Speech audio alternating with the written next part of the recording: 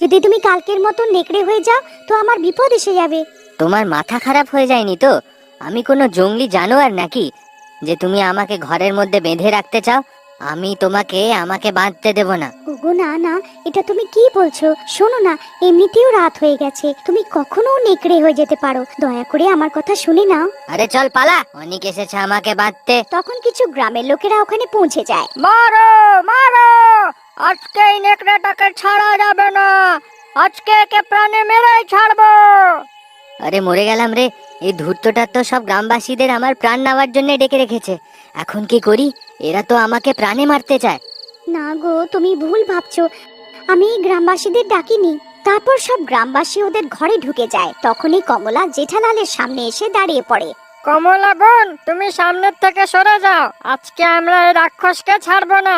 এ আবার যদি নেকড়ে হয়ে যায় তো আমাদের বিপত্তি হয়ে যাবে। না না, আমি তোমাদের এমন কিছুই করতে দেব না।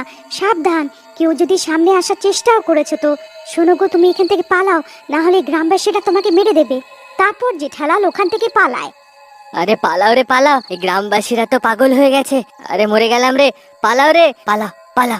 আরে মারো রে, এটা পালাতে না পারে, মারো মারো মারো মারো। সব গ্রামবাসীরা হাতে মশাল নিয়ে ওর পেছন করতে থাকে।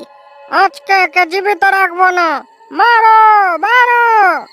তখন দৌড়াতে দৌড়াতে সবাই জঙ্গলে পৌঁছে যায়। জেঠালাল পালিয়ে কোনো ঝোপঝাড়ে লুকিয়ে পড়ে।